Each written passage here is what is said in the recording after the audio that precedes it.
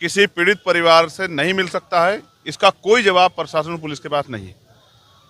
मुझसे मैंने फ़ोन पे बात की, उन माँ को देखा, उस बहन को सुना, लेकिन सच ये है कि ये भी लोकतंत्र का चीरहरण है, लोकतंत्र को शर्मसार करने वाला विषय है। जब मैं यहीं खड़ा हूँ 1 किलोमीटर पे, तो मुझे क्यों नहीं मिलने दिया जा रहा है? अगर मैं उनसे नहीं मिल सकता तो क्या उनको न्याय मिल सकता? आप समझ के देखो, कुछ तो ऐसा है जिसको छिपाया जा रहा है। सिर्फ सीबीआई जांच नहीं, 2 चीजें हैं जिस पे आप सुन लो। कम से कम 50 लाख रुपए का मुआवजा उस पीड़ित परिवार को मिलना चाहिए, कम से कम, जिससे वो परिवार अपने पैरों पे खड़ा हो। उसके परिवार को एक सरकारी नौकरी मिलनी चाहिए, क्योंकि वो मरने का हकदार नहीं था। उसने तो मेहनत से पैसे कमाए, जिन लोगों ने उसको लूटा। और अभी जब मैंने परिवार को वीडियो कॉल में देखा तो 4 लोग उसके साथ दिखाई दे रहे हैं। तो जब तक इस घटना की, इसको दूध का दूध पानी का पानी करने के लिए सीबीआई जांच नहीं होगी, तब तक पता नहीं लगेगा।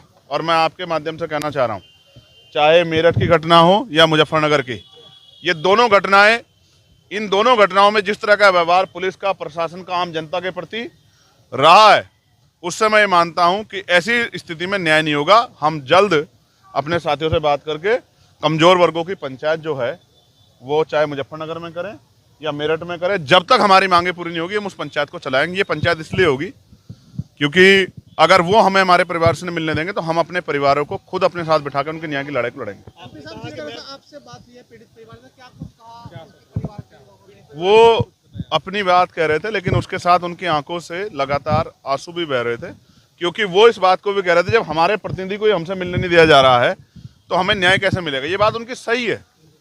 आप 300 मीटर से यहाँ से पकड़ लेगी पुलिस उनको, मैं कोई अपराधी हूँ? देखिए 8-10 मर्डर कश्यप समाज के हो चुके हैं, 8-10 मर्डर आज तक सरकार ने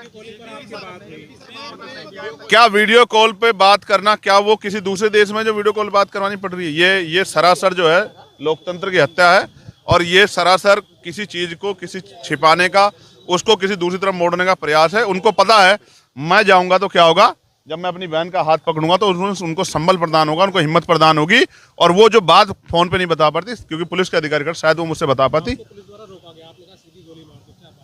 देखिए मैं ये कह रहा हूँ, आप मुझे मेरठ जाने से रोक रहे हैं, आप मुझे सोनू कश्यप के परिवार से मिलने से रोक रहे हैं, जो मेरा ही परिवार है। जब आप मुझे कहीं जाने नहीं दे रहे हैं और मैं लोगों की आवाज़ उठा रहा हूँ, तो आप एक रास्ता है कि आप इस आवाज़ को परमानेंट के लिए बंद कर दो। इसलिए मैंने कहा कि सरकार को चाहिए कि वो मुझे गोली मार के मेरी हत्या कर दे। जब मैं ही नहीं रहूँगा, मैं जब तक रहूँगा मैं तो लड़ता रहूँगा। चाहे बुढ़ाने में आप जुल्म करोगे तो भी लड़ूंगा, जब आप यहाँ कश्यप समाज के 7-8 लोगों के मर्डर होंगे तो भी मैं लड़ूंगा, जब यहाँ कपसाड़ जैसी घटना होगी, जब हमारी माँ को मारा जाएगा तो भी मैं लड़ूंगा। तो एक ही तरीका है ना, अगर आप न्याय नहीं देना चाहते तो मेरी हत्या कर दो, आसान ये है। मैं जब तक जिंदा रहूँगा मैं तो लड़ता रहूँगा। तो आप मेरी हत्या कर दो, आपकी बहुत सारी मुसीबतें कम हो जाएंगी, या फिर आप